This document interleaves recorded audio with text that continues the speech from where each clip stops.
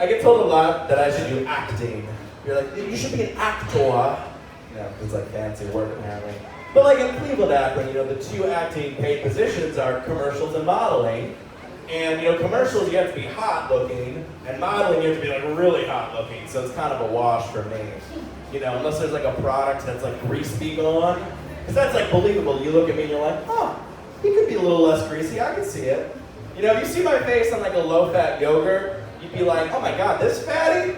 No way, he didn't lose any fat in this yogurt. You're gonna go right to that Jamie Lee Curtis Activia. That's regular, baby.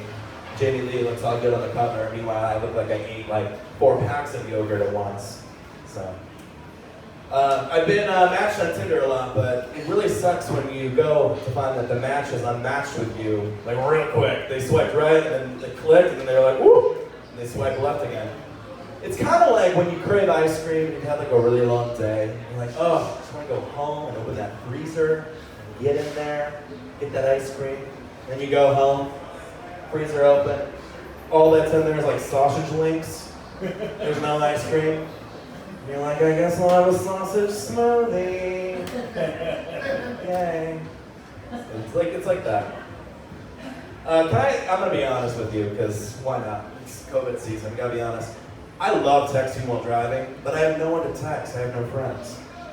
So it kind of sucks. It's like I not only get the opportunity to indulge in this texting and driving situation, but sometimes like I'll like write my notes down, and I imagine like one day, you know, I accidentally, you know, die, and the police are like, his last message was eggs, milk, sugar, a grocery list. Dun dun, Law and Order, theme song in the background, you know. Because you see those commercials all the time, they're like, my last text before I almost died was like, what's up? And you're like, does that want to be your last text message? I feel like a grocery list is like the saddest last text message, really. We've all done it. We've all got on WebMD to see if we're dying or not. And usually WebMD's like, yeah, bitch, you're dying.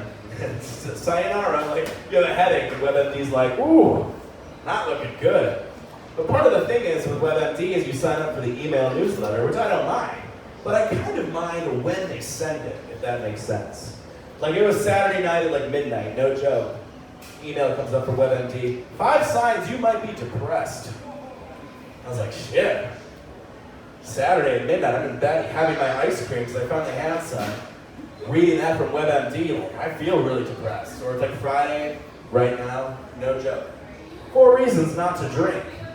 Of course, I saw that and I was like, you don't tell me anything, WebMD. Fuck you. Damn website. Totally bad drunk impression, I apologize. Has anyone been burned by love before? Raise your hand if you've been burned by love. This guy, we have some candid people, thank you for your honesty. Or as hosts say, honesty. That's really bad. Well, I was burned by love once. It happened with a fajita platter that didn't have a glove on it. Really excruciating pain that I had to go through. But I learned one thing from that burned love situation is that when you have jerkins at the bar, everyone wants to be your friend. Seriously, they're like, hi, what's your name? Can I have some jerkins?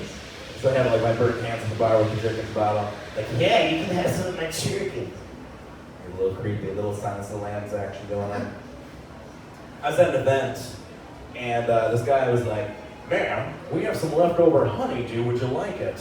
And the lady was like, why, yes. I would love this leftover honeydew because my kids love honeydew. And I was like, not a parent, but like, what? Your kids love honeydew? Like, I've never seen a 4-year-old child be like, honeydew, like, that's the best ever. So I'm like, okay, she's raising serial killers, whatever. I get it. And then the guy goes, ma'am, we also have some leftover pineapple. And she goes, you know what, no, my kids don't like pineapple. I was like, your kids don't like pineapple, which we all know, pineapple's a top 5 fruit. Especially when it's already like poured for you, it's like good pineapple. You don't have to cut into it. You know those little signs that they have where it's like, if there was fentanyl in this donut, would you have it? And you're like, of course not, state of Ohio, I wouldn't do that. But if it was pineapple that might have fentanyl in it, it's like coreless, already cut up, like, I might risk that. I wouldn't do it for a donut, but I might do it for pineapple, I might. One of the reasons I keep myself kind of in shape, kind of is the emphasis here, is I don't want to be used as like B-roll for like a local news story about fat people. We've all seen it, right? They're like, fat people out of control. And it's like zoom in on like bellies and fupas and booties and I'm like, how do they get that footage, first of all? But like, that's my motivation. And I love our local news, especially like with transitions like this one. It's summer and popsicle sales are up. Meanwhile, what's down? Dogs at the pound. More after traffic and weather. And I'm like, oh, that transition was really great. Especially that voice, with that broadcaster voice, like, people are dying. It's like, this doesn't fit sometimes, I swear. I love the names of prisons. Just because sometimes you're like, how did that prison get that name?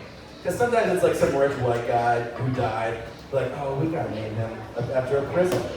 That's what Mr. Montgomery means. He needs to be named after a prison. Like sometimes, you watch a documentary and the lady's like, you killed my husband and I hope you rot in Pleasant Valley Prison. I'm like, Pleasant Valley Prison? That sounds like a nice little time. That sounds pleasant to me. Or the judge is like, sir, you have served 20 years in the Rainbow Sunshine Correctional Facility.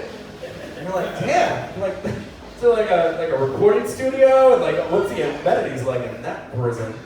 That's what I think about sometimes. Where's my notes? There they are. So I have a couple questions that haunt me late at night, and one of them is, what the hell happened to Quiznos? That shit used to be on every block. That was like the Starbucks of Subway for a second. And they had that fresh squeezed lemonade. And I swear to you too, Quiznos sponsored a Super Bowl at one point. Super Bowl 47 sponsored by Quiznos. I mean, you hear, you're like, that makes sense. That happened, right?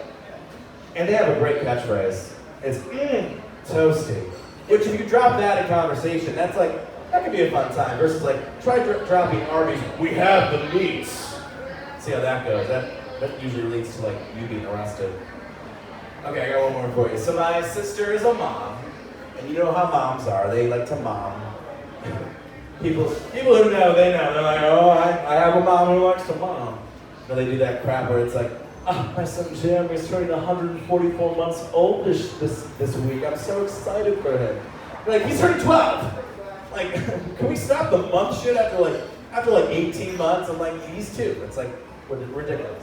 I know. That's my high horse that I want to die on, clearly.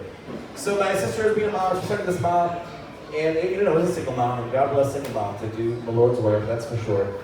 And this mom goes, my 10 and 12-year-old think that their dad is Bing Crosby.